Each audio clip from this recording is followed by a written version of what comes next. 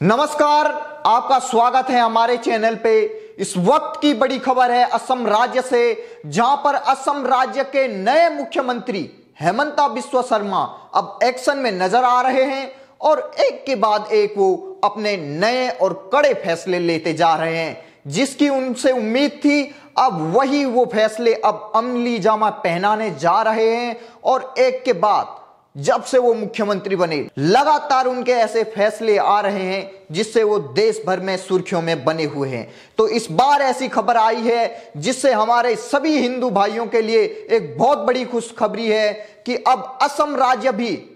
उन राज्यों में शामिल होने जा रहा है जहां पूर्ण रूप से गोवंश के हत्या पर पूर्ण रूप से अब प्रतिबंध लगने वाला है और गोवंश की हत्या करने वालों को इस राज्य में अब दंडनीय अपराध होगा। कानून के तहत वहां के जो ये दोषी होंगे उनको अब उम्र कैद से लेकर कड़ी से कड़ी सजा होगी। तो बहुत बड़ी खबर आ रही है कि असम राज्य के राज्यपाल ने यह बयान दिया है कि आने वाले विधानसभा के सत्र में असम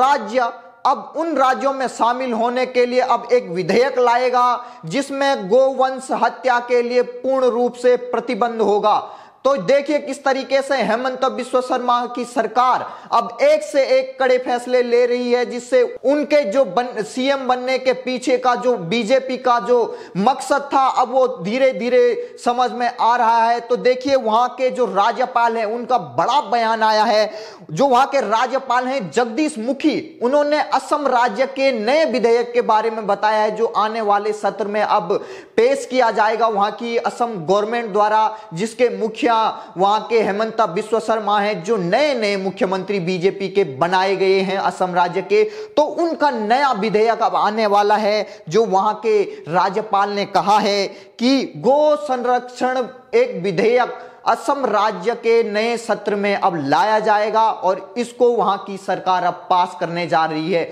वहीं आपको बता दें अब तक भारत में 28 राज्य हैं। 28 राज्यों में से अभी तक केवल 18 में या तो आंशिक रूप से या पूर्ण प्रतिबंध है गोवंश की हत्या पर और अब इसके बाद 19वां राज्य अब असम बनने जा रहा है। तो देखिए कितनी बड़ी बात है कि असम राज्य जो पूर्वी भारत का एक महत्वपूर्ण राज्य है, अब उस राज्य के मुखिया ने ऐलान किया है कि वो गोवंश की हत्या पर करने वालों को दंडनीय अपराध होगा और ऐसे लोगों को कड़ी से कड़ी सजा दी जाएगी। तो इसके लिए अब विधेयक अब कुछ ही आने वाले सत्र में वहां की सरकार लाने जा रही है। वहीं आपको बता दूं अब तक जहां पर गोवंश के हत्या पर प्रतिबंध है वो केवल अभी तक 18 राज्य हैं। 19वां राज्य अब इसमें इस विधेयक के पास होने के बाद अब असम बन जाएगा। तो वहीं भारत के 11 राज्यों में अभी इस पर कोई भी कानून नहीं है, यहां पर गोवंश की हत्या पर कोई भी प्रतिबंध नहीं है। उन राज्यों की बात बताऊं मैं जिन राज्यों पर अभी इसमें कोई प्रतिबंध नहीं है, उन राज्यों में सबसे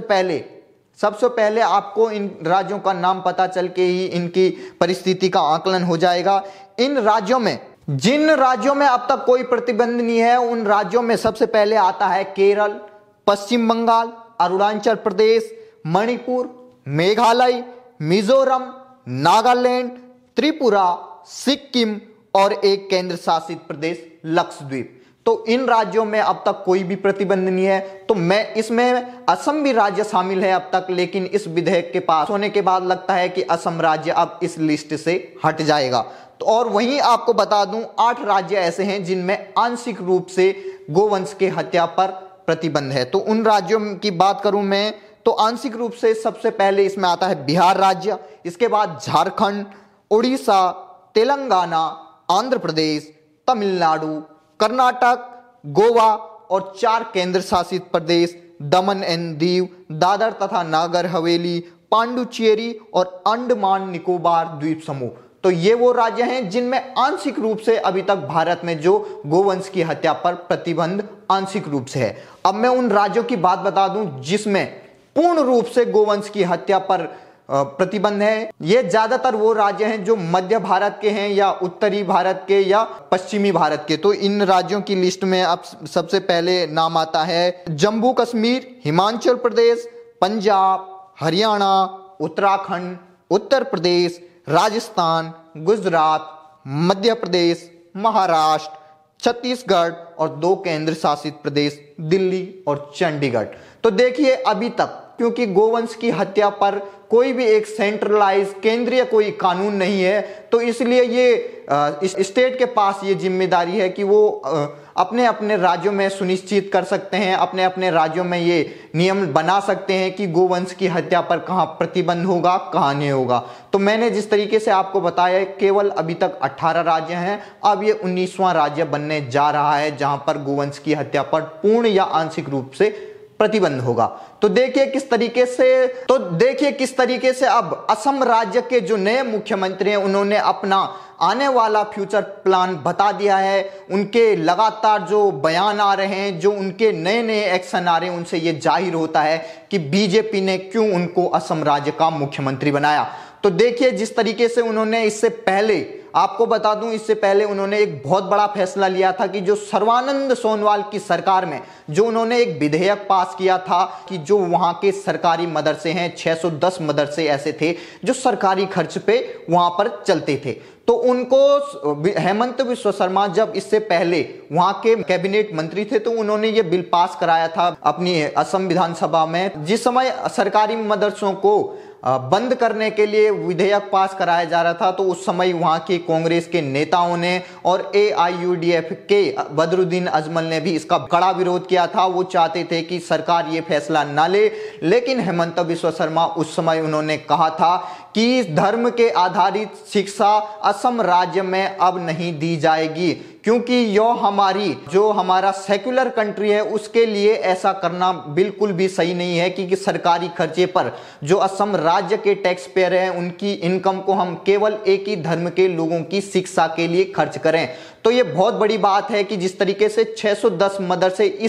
अभी कुछ दिन पहले उन्होंने जो 600 मदरसे भंग किए गए थे इससे पहले वाली सरकार में, उनको अब अपने अधिकारियों को निर्देशित किया है। जो वहां के वित्त मंत्री और वहां के शिक्षा मंत्री की उपस्थिति में यह फैसला लिया गया और अधिकारियों को कड़ा निर्देश दिया गया है कि जल्द से जल्द उन सरकारी मदरसों को जिनको 610 मदरसे थे उनको जो भंग किया गया था उनकी जगहों पर जल्द से जल्द सामान्य स्कूल बना दिए जाएं। और उसके बाद अब ये फैसला कि असम राज्य अब उन राज्यों में शामिल हो जाएगा जहां पर गोवंश की हत्या पर पूर्ण प्रतिबंध होगा, और ऐसा करने पर कोई भी अगर इसमें संलिप्त या कोई पकड़ा जाता है तो उसको कड़ी से कड़ी सजा दी जाएगी। इसमें लगता है कि जितने भी हमने अब तक गोवंश की हत्या पर जो कानून देखे हैं उनमें लगभग जुर्माने के साथ साथ 5 साल, कम से कम 5 साल की सजा इसके तहत होगी और उम्र कैद तक भी इसमें सजा हो सकती है। इसमें जो गाय माता है उसको हिंदू लोग गाय माता को पूजते हैं। तो देखिए एक धर्म के लोगों को अगर किसी चीज में आस्था है, अगर दूसरे धर्म के लोग अगर उसके खिलाफ करते हैं, अगर उनके धार्मिक सेंटिमेंट को हर्ट करते हैं, तो ये उन लोगों के धर्म के लिए भी अच्छा नहीं है कि वो दूसरे धर्म के सेंटिमेंट को हर्ट करें। तो गाय की अगर बात करूं तो इसका धार्मिक से लेकर साइंटिफिक भी इसके बेनिफिट हैं। तो देखिए जिस तरीके से अगर आप कहें आपके जो बच्चे होते हैं, आपके जो छोटे नन्हे बच्चे होते हैं, अगर उनको सबसे पहले अगर डॉक्टर प्रिफर करते हैं तो भैंस से ज़्यादा उनको गाय का दूध उनको सेवन करने के लिए कहा जाता है, उसका उपयोग में लाया जाता है, क्योंकि गाय का दूध सबसे अच्छा माना जाता है। जब भी देखिए किसी भी प्रोडक्ट में सारे विटामिन्स नहीं मिलते हैं, एक ही चीज है जिसमें सारे विटामिन्स मिल जाते हैं, ए से लेकर के तक सारे विटामिन्स आपको मिल जाते हैं, गाय के दूध में मिलता है। तो काफी उसके फायदे हैं। जिस तरीके से आप हरियाणा राज्य में जाएं तो वहां पर आपको दिख जाएंगे सड़कों के किनारे किस तरीके से लोगों ने जो उपले बनाए होते हैं, उन उपलों को लोग अक्सर उससे खाने बनाते हैं। किस तरीके से आजकल आपने खूब सुना होगा कि जो सिक्किम राज्य है, जो भारत का सबसे पहला राज्य है जो कोई भी रासायनिक खाद यूज नहीं करता है, केवल जैविक खेती करता है, सिक्किम राज्य पहला देश का राज्य है। तो जिस तरीके से पूरे लोग जो भी अपने स्वास्थ्य को लेकर चिंतित रहते हैं, लोग वो ज्यादातर जैविक चीजें खाने के लिए प्रेफर करते हैं और रासायनिक चीजों से दूर रहते हैं। तो उसमें सिक्किम राज्य अगर जहां पर जैविक खेती की जाती है, तो अगर आप जैविक खेती के लिए सबसे पहले किसी चीज को प्रेफर करते हैं जो खाद के रूप में होती है, वो कंपोस्ट मानी जाती है, जो गाय भैंस जिनके गोबरों को मिक्स करके फूल पत्ती जो भी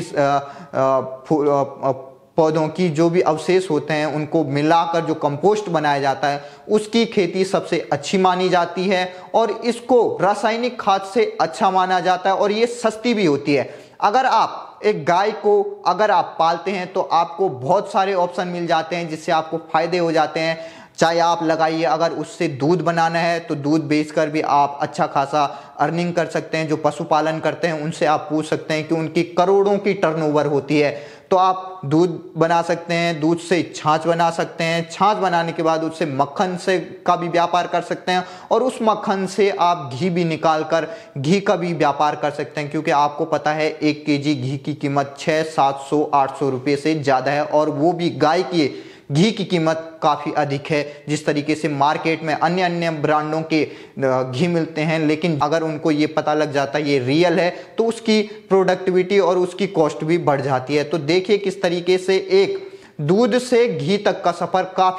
काफ़ी आपको फायदेमंद देता है, आपको पैसे की अर्निंग भी देता है और उसके बाद उससे होने वाले कंपोस्ट से आप अच्छी खासी सब्जियां उगा सकते हैं और अच्छे खासे अपना स्वास्थ्य भी बढ़ा सकते हैं और उपलों से आप अपने घर का खाना भी बना सकते हैं। और आपको बता दूं, जो गोमूत्र होता है जिस पर आए दिन लोग जो टुकड़े टुकड़े गैंग वाले होते हैं, जो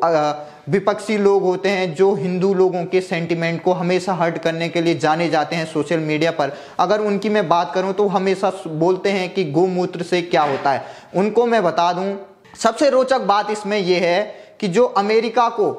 अपना गुरु मानते हैं, जो ये टुकड़े टुकड़े गैंग वाले होते हैं, अक्सर उनकी ही बातें लोगों को बताते हैं कि यही अमेरिका अगर किसी पर हाथ रख दे तो वो सोना बन जाती है और हमारे देश के लोग अगर कुछ बोलें तो उस पर कोई भरोसा नहीं करता। लेकिन अमेरिका के लोगों ने ही इसका पेटेंट करा रखा है। तो देखिए किस तरीके से वहाँ के लोग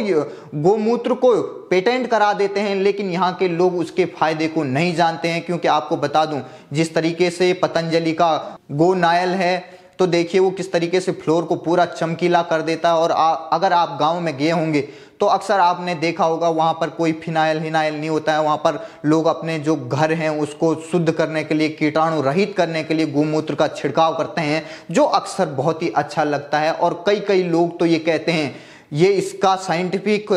रिसर्च भी हो रखी है कि इससे आप कैंसर तक की बीमारी से आप सही हो सकते हैं अगर गोमूत्र का सेवन करते हैं। और अक्षय कुमार ने अपने एक इंटरव्यू में भी कहा था कि वो उनसे जब पूछा गया था कि वो इतने यंग कैसे हैं तो उन्होंने कहा था इसके पीछे एक राज गोमूत्र पीने का भी हो सकता है। तो देखिए किस तरीके से एक गाय के बहुत फायदे हैं। और अब भारत के असम राज्य में अब गाय के वध पर पूर्ण रूप से प्रतिबंध लग जाएगा। तो बहुत ही बड़ी बात है ये हम हिंदुओं के लिए, जो गौ माता को अपनी माता मानकर पूजते हैं और उनके सींग पर बताया जाता है धार्मिक रूप से कि उनके सींग पर तीनों परमेश्वर, चाहे ब्रह्मा विष्णु महेश, तीनों उनके सींग पर वास करते हैं। तो देखिए किस तरीके से धार्मिक रूप से भी और एक जीव प्रेमी होने के नाते हम ये कहते हैं कि असम राज्य का यह जो फैसला है ये बहुत ही सराहनीय है। और आने वाले समय में मोदी सरकार को एक केंद्रीय रूप से एक कानून लाना चाहिए जिसमें कि गोवंश के हत्या को पूर्ण रूप से प्रतिबंध किया जाए, ताकि कम से कम जीवों की हत्या कम हो। क्योंकि हमारा जो देश है वो ज्यादातर शाकाहारी माना जाता है। एक ऐसा समाज बनाएं जिसमें शाकाहारी ज्यादा आपको फायदा दे। क्योंकि इस कोरोना काल में भी पता है आपको, जिस तरीके से पहले लोगों ने मुर्गे खाने बंद कर दिए और उसके बाद कई लोगों ने अंडे किस तरीके से फेंके थे, क्योंकि एक अफवाह चली थी कि मांसाहार खाने से भी कोरोना फैल रहा है। तो उसके बाद देखिए, अब अगर आप चाहते हैं कि आप एक स्वस्थ जीवन जिएं तो आपको मांसाहार से दूर रहना चाहिए और शाकाहारी बनकर अच्छे से अच्छा काम करना चाहिए। तो आप जरूर हमारे चैनल से जुड़ें और तब तक के लिए धन्यवाद।